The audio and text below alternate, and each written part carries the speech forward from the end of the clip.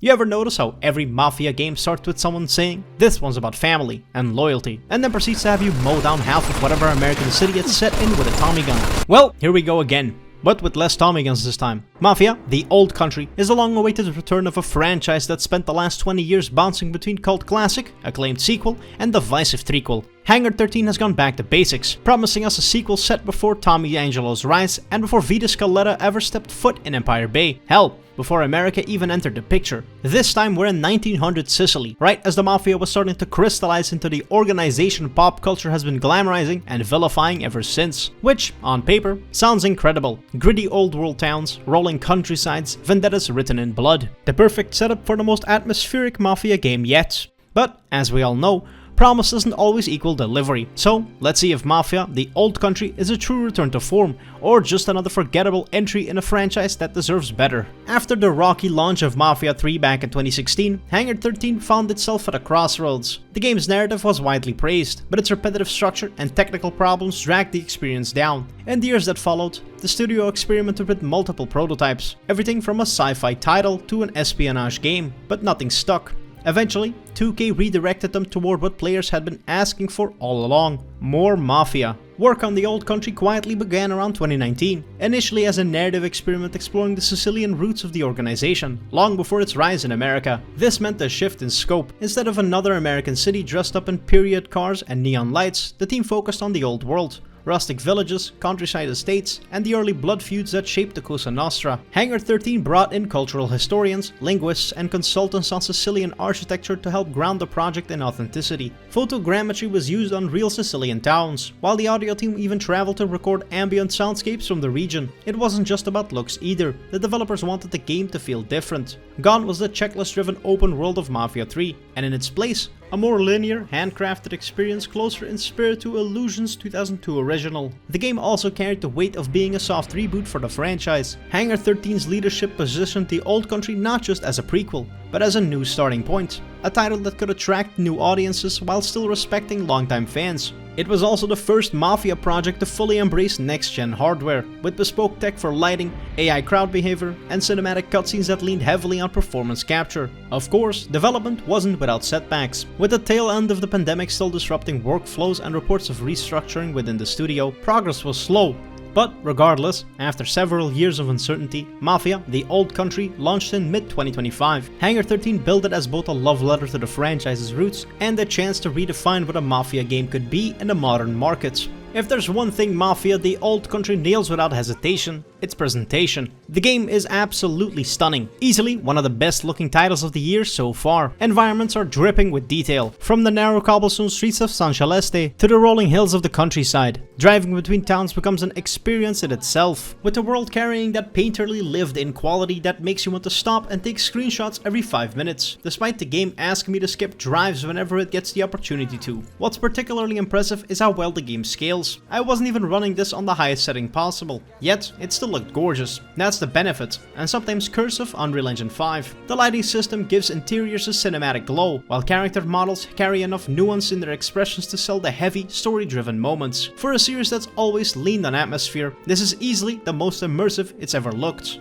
Performance-wise, I didn't encounter any major issues during my playthrough. No distracting pop-ins, no broken textures, and no janky physics launching horses into orbit, which is more than you can say for a lot of open-world releases these days. That being said, Unreal Engine 5 has a reputation. And even this game doesn't escape it entirely. Crashes do happen, and it's funny how every UE5 release in the past year, Killing Floor 3, Mind's Eye, Borderlands 4, and now the Old Country seem to share that exact same quirk. What a neat little coinky dink. Almost like the engine's allergic to PCs that are actually built to run the damn thing. Still, technical hiccups aside, the Old Country is visually remarkable. It captures that old world charm without ever looking out of date, and in doing so, it sets a new graphical benchmark for the series. And I thought Mafia's definitive edition looked great already. On the audio front, the Old Country does exactly what it needs to do. The countryside is alive with ambient noise, birds chirping, distant church bells, the occasional dog barking somewhere off screen, all of it pulling you into the setting without demanding attention.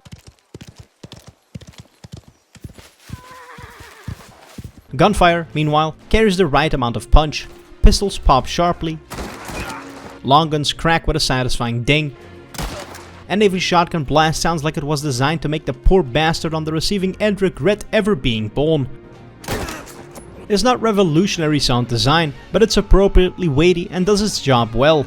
Where the audio really shines though is in the performances. The voice acting across the board is top notch, with every cast member bringing authenticity and weight to their roles. The dialogue feels natural with the occasional Sicilian insult thrown in the mix. The accents rarely slip into parody, and even the smaller side characters are convincing. I swear my loyalty to this family. I swear my loyalty to this family. My flesh must burn like this saint. For a Mafia game, strong voice work is almost a guarantee at this point, but it's still worth giving credit. The writing and delivery together sell the world just as much as the visuals do, reminding you that the series has always been as much about its characters as it is about its gunfights. There's even the option to play the entire game with Sicilian dialogue. All'inferno.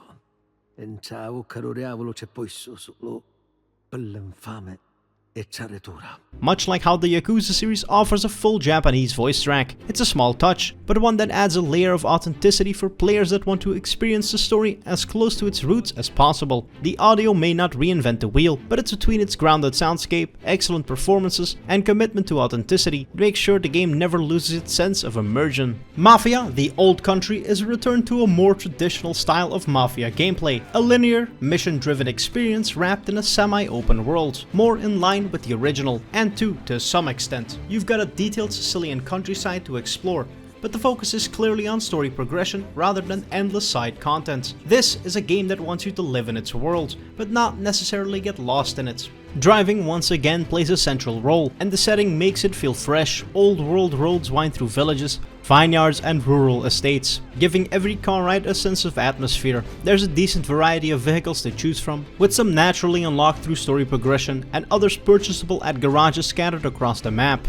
You can even customize paint jobs, giving your ride a little personal flair before inevitably smashing it into a stone wall. But cars aren't the only means of getting around. Horses make their debut here as an alternate form of traversal. They handle about how you'd expect, though pricier breeds come with more spurs, the game's stamina mechanic for boosting speed. Functionally, it's just a slower, more scenic option, but the novelty of trotting through vineyards and cutting across farmland on horseback adds to the sense of place. Combat is grounded firmly in the time period. Weapons are divided into three distinct categories: pistols, long rifles, and shotguns. Revolvers and bolt-action rifles form the bulk of your arsenal, though the occasional what the fuck like a 1911 from players who own the Mafia 1 remake adds an anachronistic bit of cross-series flair. Gunplay is deliberate and punchy, prioritizing weight and impact over rapid-fire spectacle. That said, not every encounter has to be loud. The game leans more heavily into stealth than past Mafia titles. Patient players can bypass entire shootouts by carefully thinning out guards with quiet knife takedowns,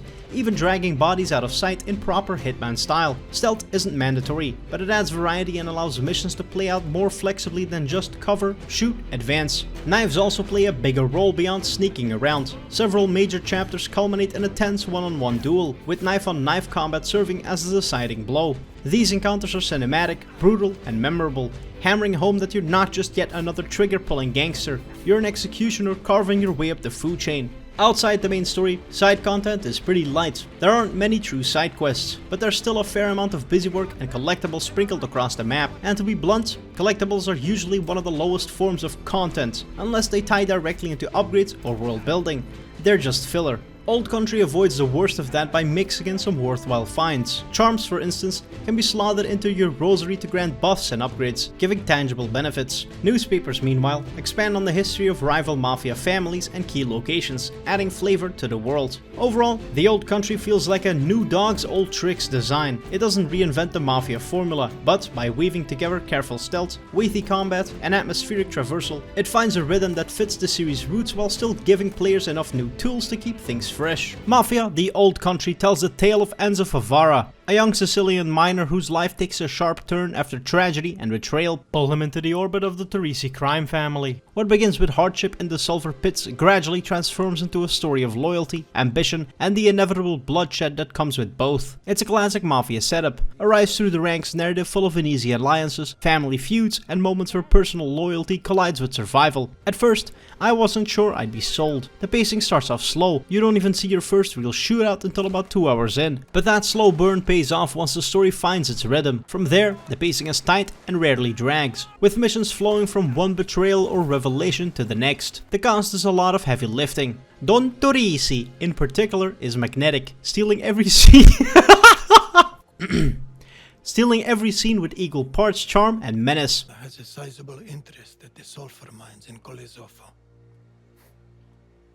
Sadly, the Baron's relationship with his business partner, a man named Ludovici, has soured of late. Enzo himself makes for a sympathetic lead, with solid voice acting and believable growth across the game. Even supporting characters like Consigliere Tino Russo or rival bosses feel fleshed out enough to leave a mark. That said, the overall plot isn't groundbreaking. If you've seen enough mob films or shows, you'll recognize familiar beats, the doomed childhood friends, Gaetano might as well have been wearing a dead man walking sign, the violent betrayals, and the inevitable downfall of men who wanted too much. It's well executed, but not exactly uncharted territory. What saved it from feeling too formulaic are the sharp twists peppered throughout, a few of which genuinely caught me off guard. By the time the story reaches its finale, it delivers exactly the kind of gut punch you'd expect from this series. Without diving too deep into spoilers, Enzo's journey ends in tragedy, reinforcing the franchise's ongoing theme that the life of crime rarely ends well. Narratively, it makes sense.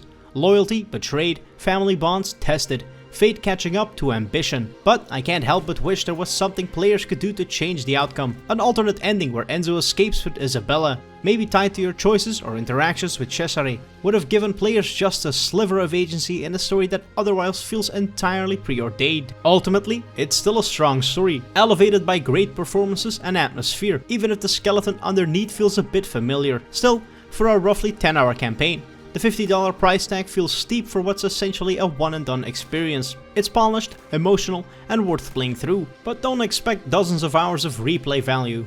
Mafia: The Old Country is one of those games that doesn't really surprise, but still manages to leave a mark. It's polished, atmospheric, and carried by strong performances that make its world feel alive. The Sicilian setting is a breath of fresh air for the series, with visuals and audio that nailed the mood almost flawlessly. At the same time, it's hard to ignore that the core of the experience is very familiar. The story, while well acted and occasionally surprising, walks ground we've all seen before in countless gangster films. The gameplay, while solid, doesn't break much new territory either, and with a 10-hour runtime and little replay value, the $50 price tag feels like a tough sell unless you're already a fan of the franchise. But for what it is, The Old Country succeeds. It's a tight, focused Mafia story with enough atmosphere and drama to make it worth playing through at least once. It may not reinvent the franchise, but it reinforces why people keep coming back to it. The allure of power, the inevitability of betrayal, and the tragic cost of ambition. So, would I call it the best Mafia game? Not quite, but it's a respectable entry that proves the series still has life in it. And hey, if Hangar 13 wants to keep going further back in time, I'll be waiting for Mafia: The Roman Empire. Just imagine the collectibles. So, thanks for watching to the end of this video. If you enjoyed, do all the YouTube things as they really help me out. I upload every single week, unless I don't. And as always, I've been Zanyverse. More videos soon. Ish.